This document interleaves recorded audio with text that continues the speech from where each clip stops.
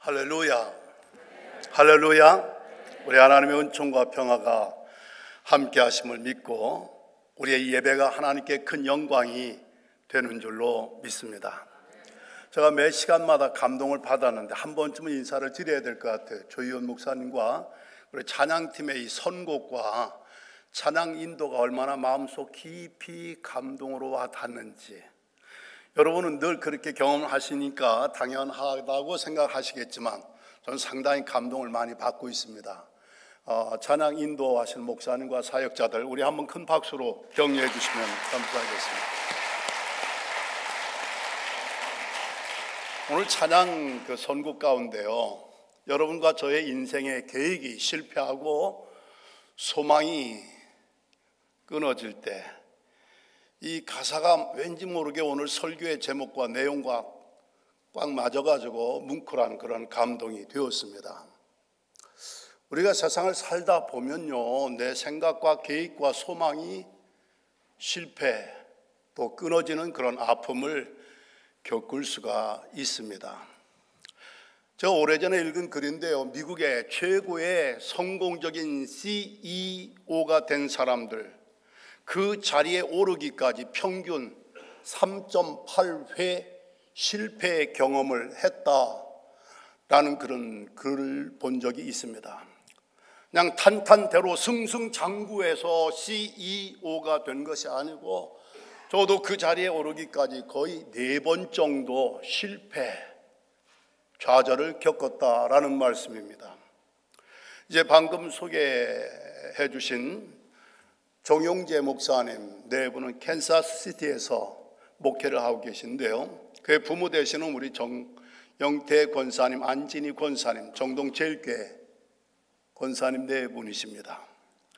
한국의 대표적인 기업의 CEO가 되시겠는데요, 아마 개인적으로 그런 질문을 드려본 적이 없습니다만 제가 뵐 때에 권사님 저 좀 보세요, 한 4번 정도 실패한 경험은 없으신 것 같은데 아무튼 최고의 경영인이 되기까지 많은 시련과 도전, 좌절과 실패를 경험하면서 오늘 여기까지 이른 것이 아니겠는가 하는 생각을 하게 됩니다. 죄송한 표현이지만 저희 정동제일교회 출신들이 여기에도 꽤 되시더라고요. 일부 예배 마치고 나니까 목사님 저는 70년 전에 정동교회에 목사님 저는 60년대 정동교회, 목사님 저는 이화 나왔습니다. 이화 나온 분들, 배제 나온 분들은 정동 얘기 안 할 수가 없어요. 왜? 옛날에는 모든 체프를 정동제일교회에서 했기 때문에. 지금도 예원학교는 정동에서 입학식과 졸업식 그리고 매주 금요일마다 체프를 하고 있습니다. 그렇기 때문에 제가 정동제일교회 목사라는 사실을 알게 되면 대부분요, 어느 곳에 가든지 정동제일교회와 연관되어 있는 분들을 만나게 되는데 워싱턴 한인교회는 역시 이민을 일찍 오신 분들이 많이 계신 까닭인지 상당히 적지 않은 숫자가 정동제일교회 과거에 신앙생활 하신 분들을 만나게 되었습니다. 한국에 크고 좋은 교회들이 많이 있습니다. 그중에 못지않게 정동제일교회에 또 그 교회에서 목회를 한다는 것은 하나님 앞에 감사할 일이다라는 생각을 하고 있습니다. 새벽 예배 드릴 때 바로 정 권사님 네 분이 이 자리에, 또 어느 권사님 네 분이 이 자리에, 내외 두 부부가 새벽 예배를 드리는데 죄송한 표현이지만 우리 같은 감리교니까 한 가지 말씀을 드릴게요. 해마다 신문에 보면요, 한국의 전체 기업 중에서 월급을 제일 많이 주는 회사 선정을 해요. 1위, 2위. 그런데 그 1위와 2위 주거니 받거니 하는 두 기업의 총수, 바로 그분들이 새벽에 내외가 기도하는 정동제일교회 권사님들입니다. 할렐루야. 아멘. 참 아멘 해주신 분들 너무 고마워요. 정동제일교회 얘기만이 아니라 사실은 우리 감리교 얘기이기도 하고요, 하나는 코리안 리라고 하는 재보험회사의 그런 대표가 되겠고, 권사님 네 분은 대한유화라는 국제적인 기업의 CEO가 되겠는데요, 두 회사가 주거니 받거니 해마다 한국에서 회사의 직원들 월급을 제일 많이 주는 기업의 1, 2위 주거니 받거니 새벽에 네 분이 기도하면서 그 기업을 이끌고 있다는 거, 이거 참 하나님께서 정동교회에 주신 큰 은혜와 복이 아닌가 그런 생각을 하게 됩니다. 오늘 말씀 그대로 우리가 인생을 살면서 실패할 수가 있습니다. 내 소망이 끊어지고 좌절과 절망에 빠질 위기가 얼마든지 누구에게나 있을 수 있다는 얘기입니다. 제가 1981년 8월에 클레어몬트에 처음 유학 왔을 때 첫 학기에 카운셀링 클래스에 하워드 클라인벨 교수님이, 아니 백인 교수님이 난데없이 칠판에다가 한자를 쓰시는 거 있죠. 위기라고요. 그리고 그 아래에다 영문을 씁니다. 위기는 무엇일까? Crisis is another opportunity to grow. 위기는 또 다른 성장의 기회이다. 아멘. 위기는 상당히 우리를 불안하고 당혹스럽게 만드는 시련임에 틀림이 없지만, 어차피 원치 않지만 우리는 인생을 살면서 크고 작은 위기를 겪습니다. 내 계획이 실패하고 내 소망이 끊어지는 아픔을 겪게 됩니다. 낙담하고 좌절하고 포기하겠습니까? No way. 위기는 돌이켜보면 또 다른 변화와 성장을 이룰 수 있는 opportunity가 된다라는 사실인데, 우리 이민자의 생활, 적잖은 위기의 연속 속에 여기까지 이르렀다라고 볼 수 있겠습니다만, 개인적으로도 한번 생각해 보세요. 그런 위기, 시련이 있었기 때문에 좌절과 고통스러운 아픔이 있었기 까닭에 내가 오늘의 나 이만큼 사람이 되지 않았는가, 이만큼 하나님의 은혜를 체험한 사람이 되지 않았는가, 이런 고백을 할 수 있는 분들이 여기에도 적지 않은 줄로 믿습니다. 그러므로 여러분, 남의 얘기로만 듣지 마시고 한번 따라 하시길 바랍니다. 위기는 또 다른 변화와 성장의 기회다. 위기는 하나님의 은총을 체험할 수 있는 기회이다. 할렐루야. 계획이 실패, 소망이 끊어지는 아픔 속에서 우리는 탄식하고 원망하는 인생이 되지 않고 오히려 하나님을 찬송하는, 하나님께 경배하며 영광 돌리는 삶을 살 수 있다는 것, 이 사실 자체가 위기 때문에 몰락하지 않고 나름 변화와 성장을 경험한 까닭이다, 이렇게 볼 수가 있겠습니다. 오늘 본문의 주인공은 그 위대한 영적인 거인 엘리야의 이야기입니다. 열왕기 18장에는 그 놀라운 사건이 있잖아요. 갈멜산 정상에서 바알과 아세라 우상 숭배자들 850명을 대상으로 영적인 대결을 이루고 통쾌한 승리를 거두었던 그런 하나님의 종이었어요.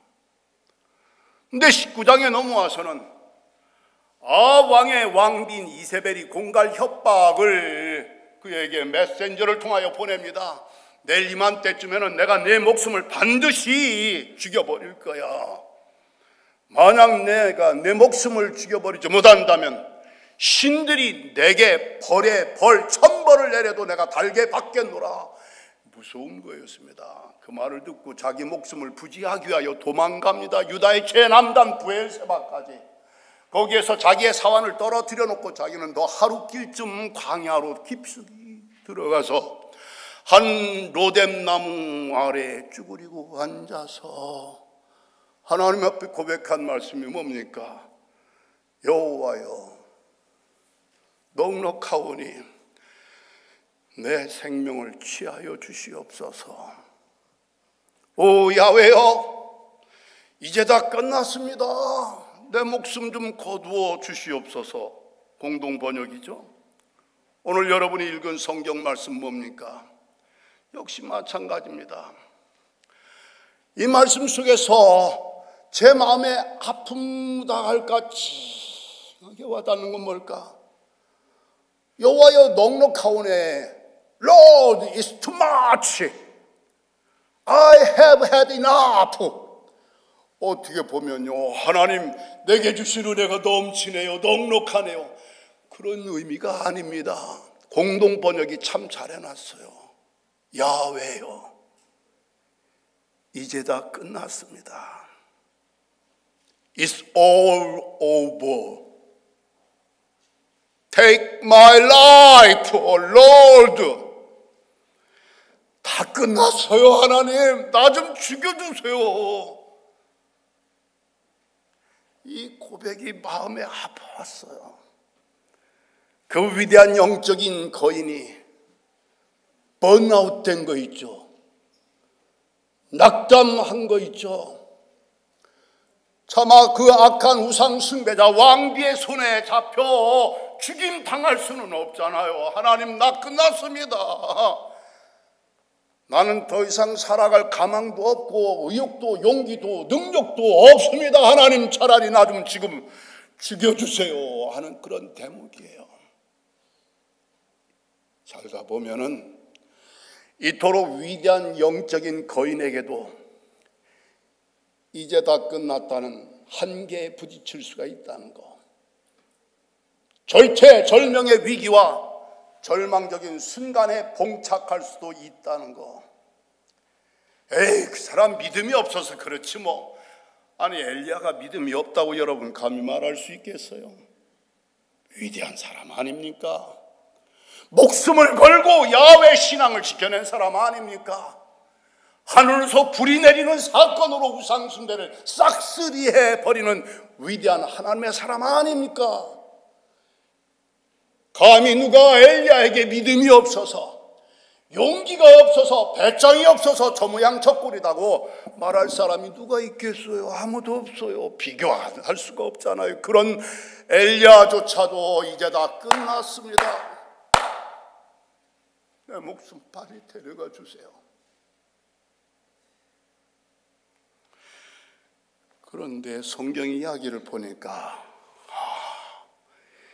이제 다 끝났다고 생각하는 것은 내 생각이지 하나님의 생각은 아니더라는 거. 아멘. 나의 생각일 뿐이지 하나님의 생각은 이제 다 끝난 게 아니고, 도리어 하나님은 이제 다 끝났다고 생각하는 그 순간서부터 하나님의 위대한 역사를 펼쳐 나가셨다라는 사실을 오늘 말씀을 통하여 우리에게 주고 있지 않습니까? 로뎀나무 아래 쭈그리고 앉아서 다 끝났으니 내 목숨 좀 빨리 데려가 주세요 하였을 때에 하나님의 사자가 로뎀나무 아래에 쭈그려 앉아 죽기를 원하는 엘리야에게 와서 어루만져 주시는 거 있죠. 엘리야가 기진맥진해서 사실은 드러누워서 잠들었다겠습니다. 잠자고 싶어서 잠잔 게 아니라 탈진해서 이제 쓰러진 거예요. 더 이상 버틸 힘이 없는 겁니다. 누워서 쓰러져 잠들어 있었던 엘리야에게 오셔서 하나님의 사자가 어루만져 주시는 거 있죠. 성경을 보면서 감동을 받았어요. 엘리야가 갈멜산 정상에서 목숨 내걸고 투쟁할 때는 하나님이 하늘에서 불만 내려주셨지 엘리야를 직접 타취해 주시지는 않았어요. 그런데 어떻게 보면 그 믿음 다 얻다 두었어. 그 용기, 그 배짱, 그 헌신, 그 능력 얻다 두고 이 모양 이 꼴이야. 어떻게 보면 비판을 받을 수도 있을 법한 그런 지경에 삶을 다 내려놓다시피 한 그 자리, 광야 깊숙한 곳에 누워 있었던 엘리야. 하나님은 갈멜산에서 하늘로부터 불만 내려주셨는데 오히려 이제 다 끝났다고 생각되었던 엘리야 광야 로뎀나무 밑에 그 자리까지 하나님이 신방 오셔서 직접 찾아오셔서, 다시 말씀드릴게요. 내가 끝났다고 생각될 때 하나님이 나에게 가장 가까이 함께 해주시고 나의 상한 마음과 지친 인생을 어루만져 주시는 하나님. 엘리야야, 이제 다 끝났다고 생각될 때, 그때가 하나님이 나와 가장 가까이 함께 계실 때인 줄로 꼭 기억하시길 바랍니다.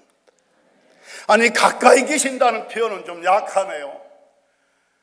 하나님이 높은 하늘에서 관망하시고 방관하시는 하나님이 아니라 광야 그 깊숙한 곳, 사완도 따라오지 못하게 해 절대 고독하게 고립되어서 마지막을 맞이하려고 하는 그 삶의 순간, 그 자리까지 하나님 직접 찾아오셔서 내 몸과 마음을 어루만져 주시는 하나님, 힐링 터치. 오늘 시간에 여러분의 상한 마음과 병든 몸과 지친 인생을 하나님이 직접 터치해 주시는 그 은혜의 손길을 체험할 수 있게 되시길 주님의 이름으로 간절히 축원합니다. 아멘. 제가 이번에 워싱턴 한인교회 와서 복 받았어요. 그냥 복 받았어요 하면 속으로는 아멘 한번 해주세요. 나 복 받았어요. 여러분 손해볼 거 없잖아요. 나 복 받았다니까. 그것도 여러분 교회 와서 덕분에 복 받았어요. 이렇게 좋은 목사님과 교우들 만나서 섬길 수 있어서 아니, 제가 미국에서 26년 동안 이민 목회했는데 워싱턴 한인교회에서 한 번도 안 불러줬어. 정동에 가서 13년째 목회하는데 아무도 불러주지 않았어. 그런데 천만다행스럽게도 여러분의 담임 목사님이 정동을 방문하셨을 때 그냥 잠깐 인사드린 것밖에 없는데, 아이, 목사님이 저를 예쁘게 보신 것 같아요. 그래서 불러주신 건 얼마나 복이에요. 뿐만 아니라 여기에 와서 저희 조카 딸과 조카 사이와 손주들을 만났어요. 여기서 한 20여 분 거리에 있는 스프링필드라고 하던가요? 거기에 세인트 조셉스 UMC 교회 담임 목사님이에요. 아니, 그 조카 딸 목사네배가 저 여기 붕에 온다니까 얼마나 반가워했겠어요. 얼마나 기다렸겠어요. 그냥 작은아버지를 나를 만나서 순간순간 울컥 그 조카딸 사모가 막 울어요. 저 만나 반가워서 우는 것처럼 보이기도 하지만 제가 느끼기에는 돌아가신 우리의 형님, 자기 아버지 생각나서 우는 것 같아요. 사연이 있어요. 우리 형님이 우리 7남매 6형제 가운데 셋째예요. 1940년생, 저 다섯째 1950년생. 시골 저 충청도 논산에 농업학교 나왔어요. 농업고등학교. 거긴 대학 가는 학교가 아니에요. 그런데 고대 법대를 들어갔어요. 그 옛날에 가난에 찌든 우리 집안에서 그 형님은 우리의 호프였습니다. 고대 법대 정도 갔으면은 사법고시 합격할 것으로 당연히 기대했고, 판검사 중에 하나가 되면은 우리도 이제 집안의 모든 것이 펼쳐지겠구나. 우리 모두의 희망이었어요. 법대 3학년 때 처음 사법고시 1차 봤는데 합격했어요. 2차 안 됐어요. 2차 2번까지 볼 수 있어요. 2번째도 안 되면 또 1차 봐야 돼요. 1차는 번번이 되는데 2차가 안 돼요. 어떤 때는 0.3점이 부족해서 안 돼서 저의 자취방에 와서 엉엉 운 적도 있었어요. 결국은 사법고시를 포기하고 나이 먹으니까 장가도 가고 회사 직장 생활도 하고. 우리 형님은 야심이 컸어요. 욕심도 많아요. 승부욕도 대단한 사람입니다. 실력도 없잖아 있었습니다. 그런데 동료들은 판검사의 길을 가는데 자기 인생 너무 초라한 거 있죠. 길을 잘못 들어섰어요. 노름쟁이가 됐어요. 노름꾼이 됐어요. 패가 망신, 패인이 되었어요. 형수는 남편과 딸 셋 자식들 포기하고 친정 인천으로 돌아갔어요. 우리 형님은 돈도 없고 집도 없고 직장도 없고 마누라도 없고 인간다운 정상적인 삶도 잃어버리고 이구동성으로 우리 형을 가리켜 패인, 실패인 됐다라고 했어요. 저 1975년 2월에 김포 마송에서 통진이라고 하는 지역에서 교회를 개척했는데 형님 생각이 나는 거 있죠. 자살할 것 같아. 명색이 제가 전도사인데 형이 자살이라도 하면 형과 그 조카 딸 불행한 건 말할 것도 없지만 전도사인 저도 말이 아니잖아요. 형님 만나자겠어요. 어느 날 신촌 로타리에 있는 한 다방에 새벽에 둘이 만났어요. 마주 앉았어요.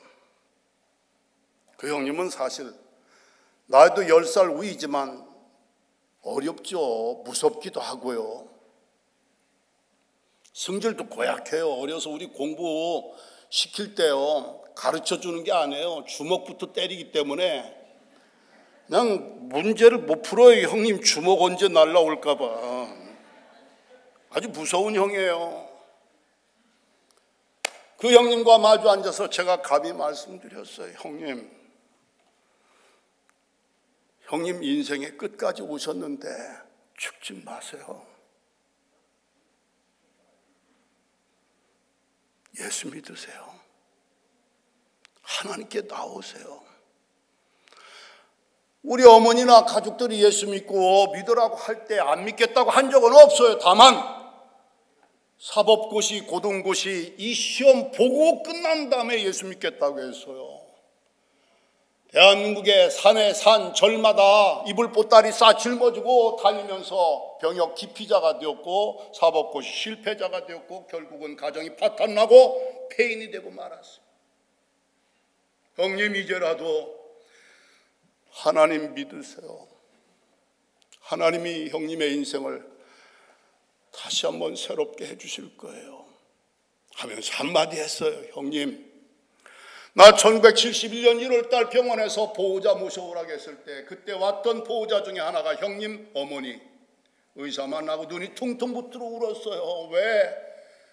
동생이 6개월밖에 못 산다는 시한부 선고를 받았을 때 수술해서도 살 확률이 50%밖에 안 됐지만 수술비 그나마 없으니까 수술도 받지 못하면 50% 그 희망도 잃어버리고 6개월밖에 못 산다는 진단 받았을 때 형이 혹시 자기가 출세라도 했더라면 동생 수술비라도 한번 대줄 수 있었을 텐데 라는 등등의 생각이 더 겹쳐가지고 눈이 퉁퉁 붙들어 울었던 형님 나 병원에서 6개월 산다 갈 때 나 불쌍해서 그렇게 울었잖아요. 의사의 말대로 하면 나 6개월 벌써 끝났어야 하는데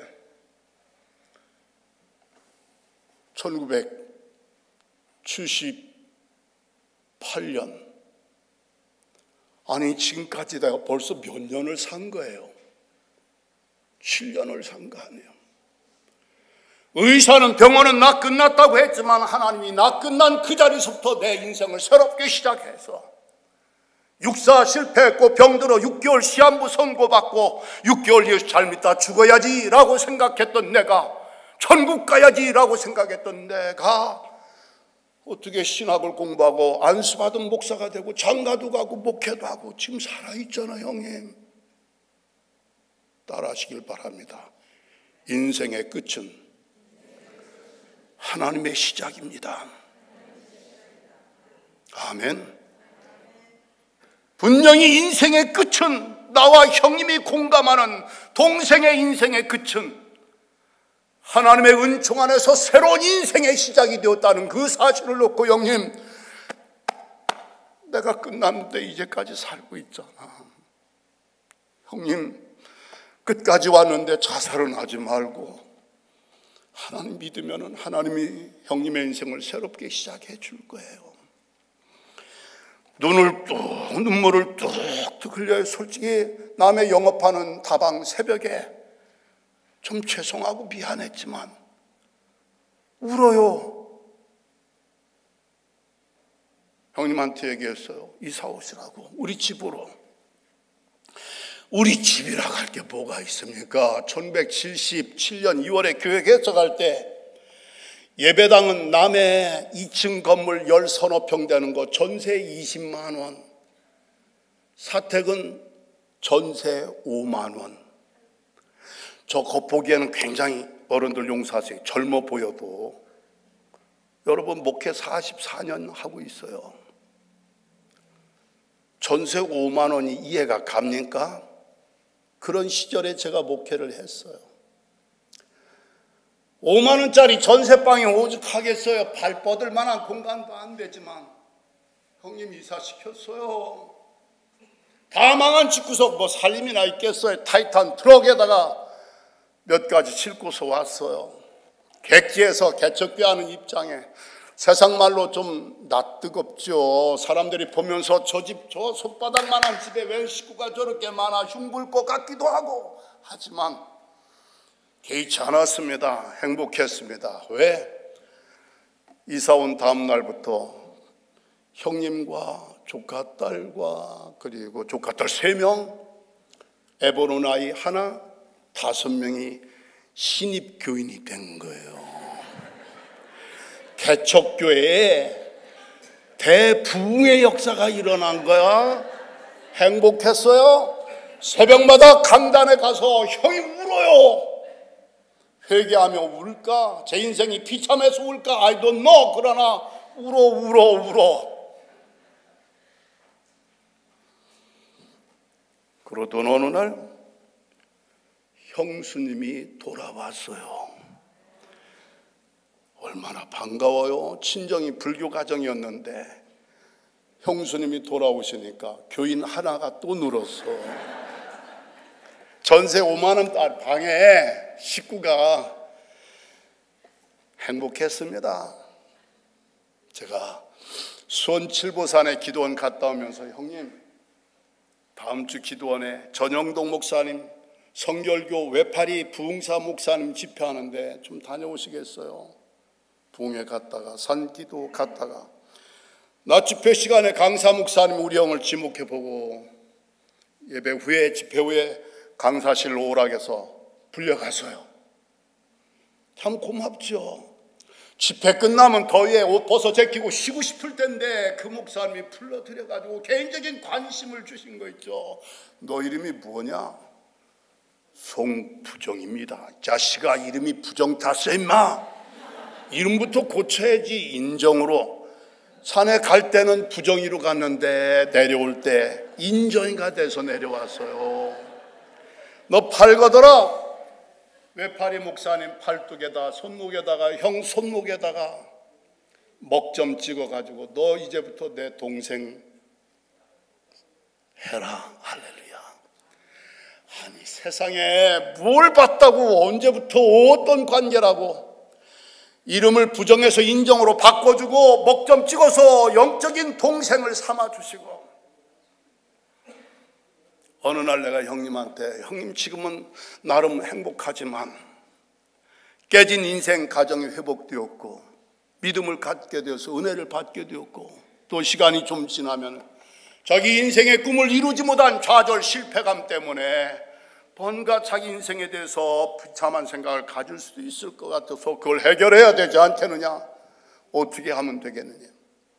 길을 바꾸라고 했어요. 성공 출세의 길은 이미 끝났고 성공 출세가 아니라 뭔가 영적인 세계의 길로 가면 It's not too late. 이제 가도 형님 늦지 않았습니다. 신학교에 갔어요. 고대 법대 대학을 이미 나왔기 때문에 편입생으로 10살 후에 손위의 형님이 감리교 신학대학 저의 6년 후배가 되었어요. 목사님이 됐어요. 아주 훌륭한 목사님이 됐어요. 한때는 방황했습니다.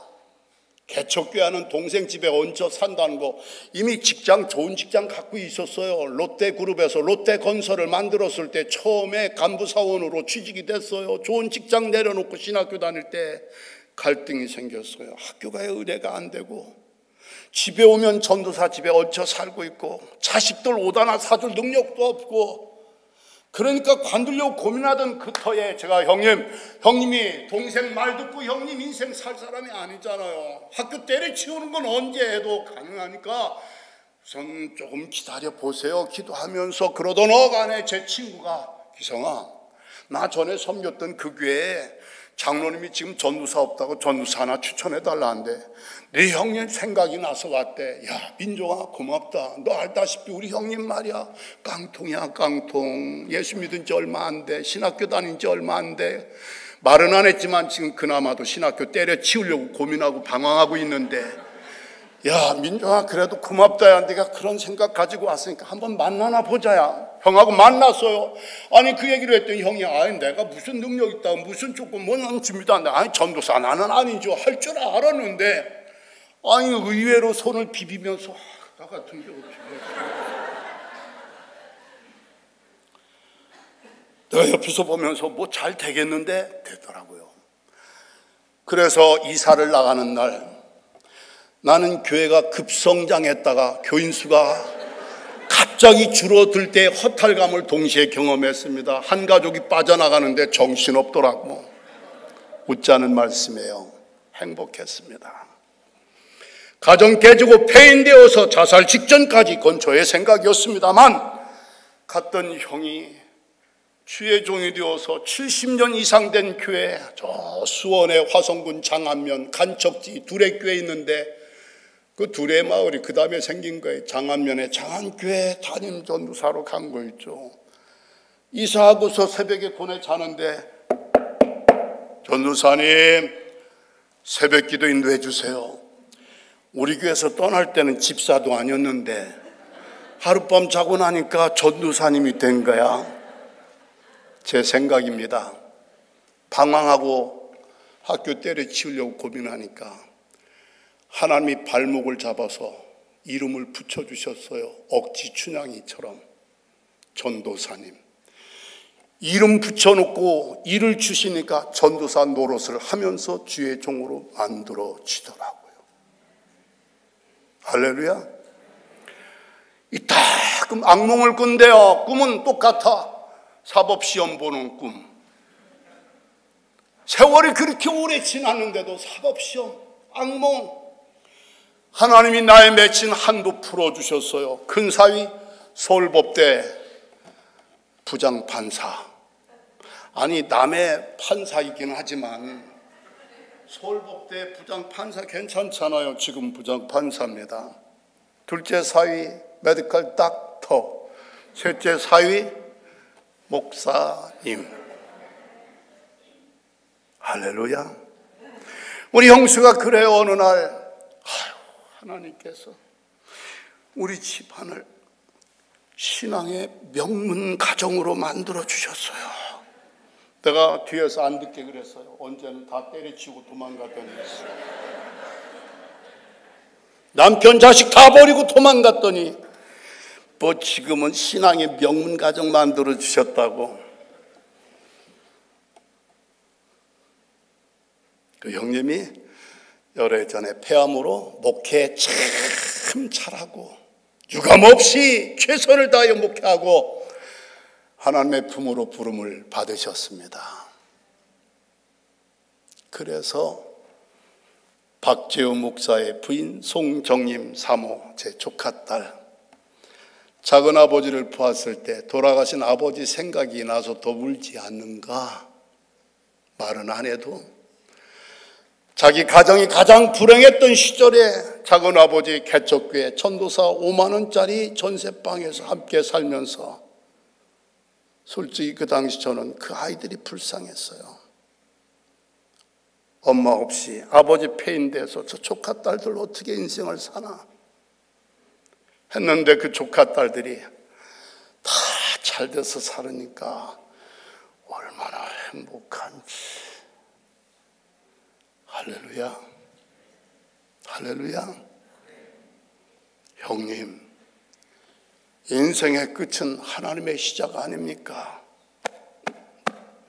형님 나 때문에 그렇게 울었잖아요. 나 지금까지 살고 있잖아.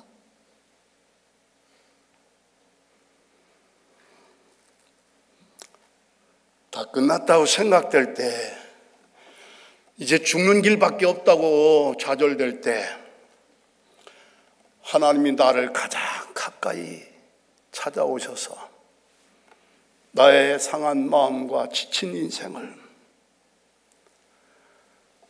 어루만져 주신다는 사실을 기억하셔서 하나님 만남으로, 주의 이름을 부름으로 주님의 손길을 체험하면서 끝이 아니라 새로운 시작의 길을 열어주시는 하나님의 역사, 하나님의 구원과 기적을 체험하는 하나님의 사람들이 다 되시기를 주님의 이름으로 축원합니다.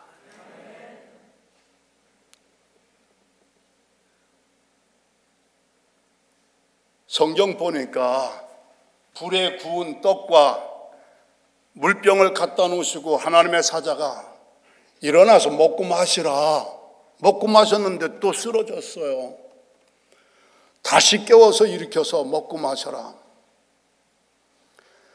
먹고 마신 다음에 힘이 생겼어요. 그래서 40일 밤낮을 걸어서 호렙산 정상에까지 올라가는 그 모습이 오늘 본문의 내용입니다. 아하, 이제 다 끝났다고 생각될 때에 주의 이름을 부르며 주님이 나와 함께 하시며 나를 만나주시고 나를 어루만져주시는 손길을 체험할 때일 뿐만 아니라 empowerment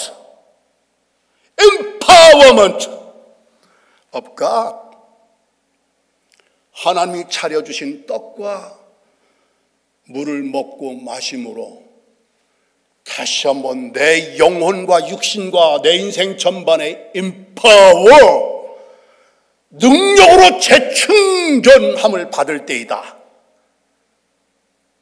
아멘. 아멘. 한 번 가지고 안 됐어요. 떡과 또 물을 마셨어요. 빵이라고 표현해도 좋습니다. 또 쓰러졌어요. 하나님이 얼마나 친절해요. 제가 우리 워싱턴 한인교회 와서 목사님 말할 것도 없고 부목사님들과 교우들의 사랑을 얼마나 많이 받는지 몰라요. 참 많이 받았어요. 하나님께서 엘리야에게 뭐가 필요한 줄 아셨어요. 번아웃 됐잖아요. 탈진했잖아요. 기력이 없어요. 쓰러져서 누워 자는 게 아니에요. 이제 죽기를 바라고 끝낸 거예요. 그런데 깨워 일으켜가지고 먹고 마시고 먹고 마시고 먹고 마시고 해서 empowered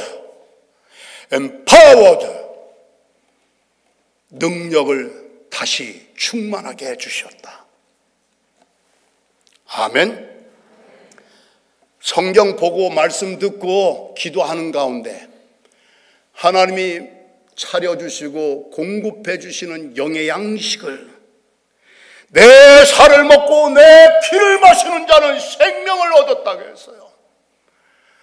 생명의 떡으로 생수의 강으로 오시는 주님의 공급하시는 그 주님의 살과 피를 먹고 마심으로 말미암아 세상 살면서 지치고 쓰러지고 자빠져서 끝날 줄 알았는데 다시 한번 그 번아웃된 자리에서 힘차게 딛고 일어나 정상을 향하여 올라가게 하시는 하나님의 역사를 체험할 수 있게 되시기를 주님의 이름으로 축원합니다. It's not over yet. Lord, it's too much. It's all over. 엘리야 얘기인데 하나님은 No, it's not over yet. Not over yet. 먹고 마셔 40일 밤낮을 걸어서 산 정상에 올라가서 미션을 받잖아요. 예후에게, 하사엘에게, 엘리사에게 기름을 부어서 아람의 왕으로, 이스라엘의 왕으로 너의 후계자로 삼아라. 여러분, 엘리야는 다 끝난 줄 알았는데 하나님은 다시 empowered, 충전시켜 주셔서 정상까지 올라가게 하시고 그 정상에서 하나님의 세미한 음성을 듣게 하시고 인생의 가장 중요한 미션을 감당하게 하신 하나님. 할렐루야. Not over yet.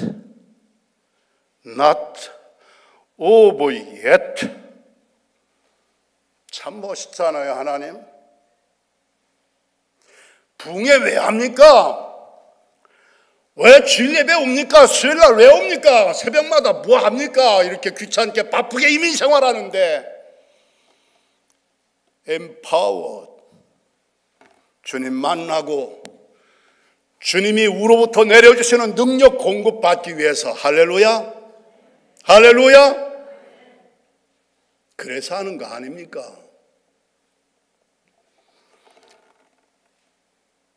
목사도 목회를 집어치우고 싶을 때가 있다. 어느 아티클 제목입니다. 살다 보면 인생 이혼하고 싶을 때도 있고요, 죽고 싶을 때도 있고요, 때려치우고 싶을 때도 있고요, 도망가고 싶을 때도 있고요. 죄송한 표현이지만 목사도 목회를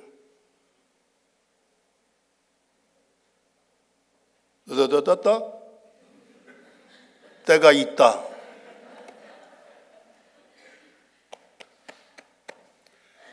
사명과 의욕과 열정 가지고 교회 개척했습니다. 나름대로 부응했어요. 그런데 왠지 그 자그마한 개척교회도 힘들더라고요. 몇 안 되는 교인들 중에도 내 자존심을 팍팍 상하게 하는 교인도 있고요. 세상에 5만 원짜리 전세방 버스 스탑하는데 바로 그 골목길인데 서울에서 술 먹고 강화까지 가다가 중간에 오줌 마려 온 사람들이 통진에 스탑 바이 할 때 잠깐 내려서 쉬 하고 가는 곳, 거기가 내 주택 입구예요. 버스가 쓰면은 내가 집에 안 들어가요. 가만히 버스 떠날 때까지. 왜? 거기 오줌 싸는 그 길이 내 집이라는 거 보여주고 싶지 않아서. 이런 상황에서 개척을 하고 목회를 하면 몇 되지 않은 교인이 좀 엔커리지를 해주면 좋을 텐데 속색이는 인간이 있는 거 있죠. 자존심 상하게 하는 거 있잖아요. 목회하고 싶지 않더라고요. 도망가고 싶더라고요. 그런데 도망 못 가잖아요. 개척교회 실패했다는 딱지 붙이고 싶지 않잖아요. 그때 하나님이 나에게 좋은 생각을 주신 게 아니라 마귀놈이 나쁜 생각을 주었어요. 유학 가라는 거. 유학 가면은 목회에 실패했다는 거, 때려치웠다는 것은 살짝 커버업 되고, 저 공부는 좀 했어요. 송기성 공부 잘해서 유학 갔나 보다 라고 사람들이 생각하겠지. 종로이가 영어학원, 토플, 리스닝 컴프리헨션. 어느 날 성령님이 제 양심을 찔러주셨어요. 너 지금 뭐 하고 있느냐? 내가 지금 뭐 하고 있지? 유학 가려고 영어 공부하고 있는 거 아니야? 토플 준비하고 있는 거 아니야? 아니 시골에서 교회 개척하고 전도사 전도하고 기도하고 성경 보고 이걸 해야 할 놈이 종로이가 나와서 설렁탕 사쳐 먹고 영어 공부하고 있는데 하나님이 저를 사랑하셔서 제 양심을 찔러주셨어요. 내가 부끄러웠어요. 내가 벌써 하나님의 은혜를 잊어버렸구나. 71년 1월 달에 6개월 밖에 못 산다는 놈이 지금 78년, 7년 동안 살았어요. 7년 반을 살았어요. 그럼 6개월 플러스 7개월을 살게 해주셨는데 내가 벌써 하나님의 은혜를 잊어버렸구나. 시한부 인생, 죽는 놈 살려놨는데 은혜를 잊어버리고 살궁리하고 도망갈 궁리하고 비겁하게 영어 공부하고 다니고 내 자신에 대해서도 실망했습니다. 하나님께 죄송했습니다. 교회와 성도들한테 면목이 없었습니다. 토플 학원의 수강증 쫙 찢어버렸어요. 목회도 못하겠고 유학도 못 가겠고, 그래서 소금 한 주머니 사가지고 산으로 올라가게 됐습니다. 시청 앞에서 와이프와 헤어질 때, 전철 탈 때 와이프가 며칠간 금식기도 할 거네요. 나는 며칠을 생각해 본 적이 없어요. 그냥 가는 거예요. 전철 떠날 때 와이프 하는 말이 40일 할 거예요. 그래. 시청 앞에서 수원까지 전철 타고 가면서 그 아내가 야속하더라고요. 자기가 굶지 않는다고 40일을 어떻게 얘기를 해. 28살 팔팔한 나이, 사흘 금식도 제대로 해본 적이 없는데 40일을 어떻게 그런 말을 해. 자기가 안 굶는다고. 난 그때 깨달았어요. 절대 부부는 일심동체가 아니라는 거. 각각이지. 아니 생각해봐요. 자기가 일주일만 금식해봐. 그 말이 나오겠나. 40일 하겠느냐. 수원역에서 내려 버스 타고 내려서 또 버스 타고 내려서 산길에 가랑비를 맞으면서 올라가는데 내 인생이 그렇게 축축하고 초라하고 처량해. 원장실에 가 접수를 합니다. 이름 송기서입니다. 원장님, 권사님 앉아 계시고 이름 송기서입니다. 교회 마송교회입니다. 며칠 아주 하도 많이 다뤄봐서요 복잡하게 묻질 않더라고요. 이름, 교회, 며칠. 이름과 교회 이름은 되는데 며칠은 대답을 못하고 멍하니 있었더니 며칠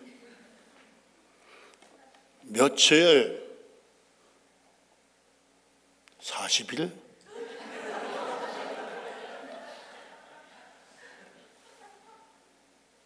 하나님이, 나는 40일 사자도 생각해 본 적이 없어요. 원장님과 아내가 짝이라도 한 듯이 40일 하는 바람에 타의에 의해서 하나님의 뜻인가 보다 하고 시작했어요. 왜? 어차피 목회도 못하겠고 유학도 못 가겠고 내 자신이 너무나도 은혜 잊어버리고 비겁한 놈이라는 거에 대한 자책도 들고 그냥 살든지 죽든지.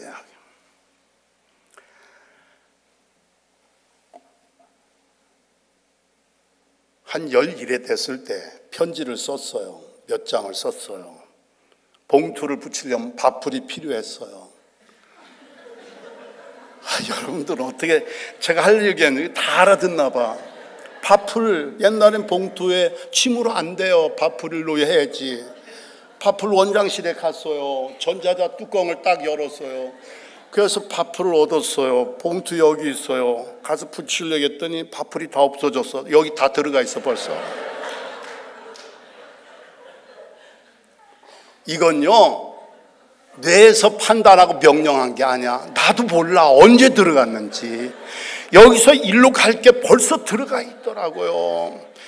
세상에 금식기도 하다가 혓바닥 속에 밥풀 들어간 놈은 나밖에 없을 거예요. 밥풀을 다시 꺼내서 편지 붙이고 다시는 밥통 근처에 가지를 않았어요. 깨달았어요. 사람이 안 먹으니까 본능적으로 들어가는 거예요.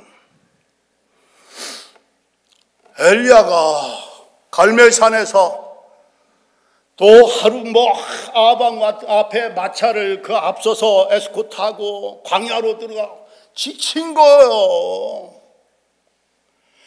엘리야에게 필요한 것은 영권 이런 거 둘째치고 우선 체력부터 좀 보강시켜 줘야 되겠다고 하나님이 판단하신 거예요. 먹고 마셔라. 기운 좀 차려야지. 할렐루야.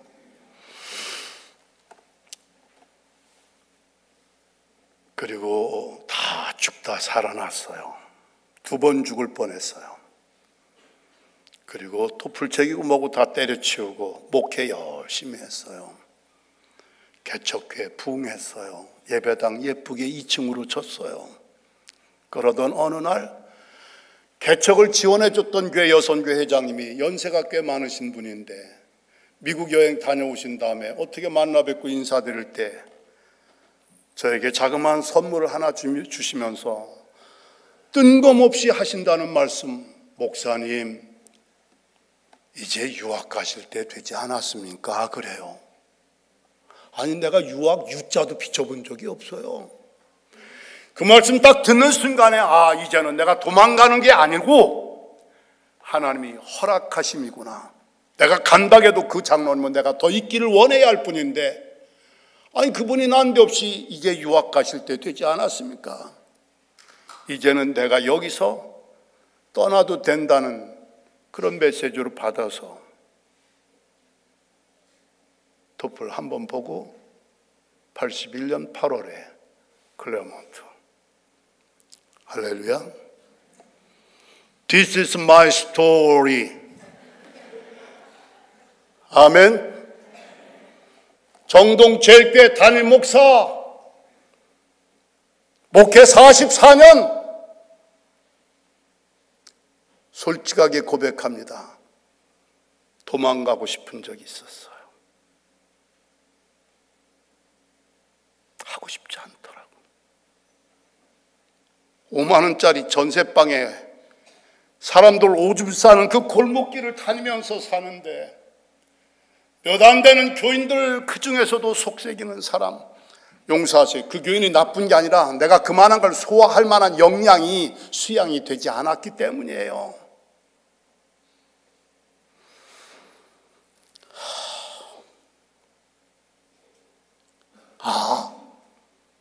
유학, 목회, 시원찮은 거 가발압시키고 공부 잘해서 하나님 주신 생각, 너 지금 뭐하고 있느냐? 유학 가서 박사학위 받아가지고 와서 월급쟁이 밥 벌어 먹으려고 너 이 짓 하고 있느냐 이거예요. 하나님 아니죠. 그건 아닌데요. 수강증 찢어버리고 산에 올라갔기 때문에 하나님이 저를 목사로 지금까지 쓰임받게 해주신 줄로 믿습니다. empowerment. 그것을 견뎌낼 만한 역량이, 능력이, 인내력이, 지구력이 내게 없었던 거예요. 먹고 마셔라, 먹고 마셔라.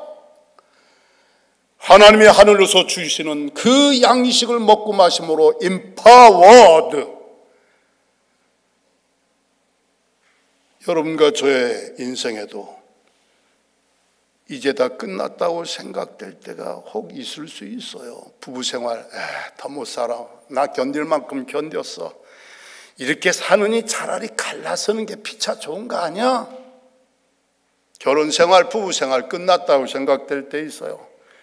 이민생활, 직장생활 끝났다고, 사업경영 끝났다고, 교회생활, 목회생활 끝났다고, 건강 때문에 내 인생 종쳤다고 생각될 때 있어요. 예수님 십자가 지셨습니다. 세상 사람들은 다 끝났다고 생각했습니다. 그렇죠? 그런데 그가 찔림은 우리의 허물 때문이요, 그가 상함은 우리의 죄악 때문이요, 그가 징계를 받음으로 우리가 평화를 얻게 되었고 그가 채찍에 맞음으로 우리는 나음을 얻었도다. 우리는 양 같아서 다 각각 제 길로 갔거늘 하나님께서는 우리 모두의 죄악을 그에게 담당시키셨도다. 그가 곤욕을 당하여 괴로울 때에도 그의 입을 열지 아니하였으며 도살장으로 끌려가는 어린 양과 같이 털 깎는 자 앞에 잠잠한 양과 같이 입을 열지 아니하였도다. 예수님 입도 열지 않고 무력하게 비참하게 죽었을 때 It's all over. 예수님 끝났어.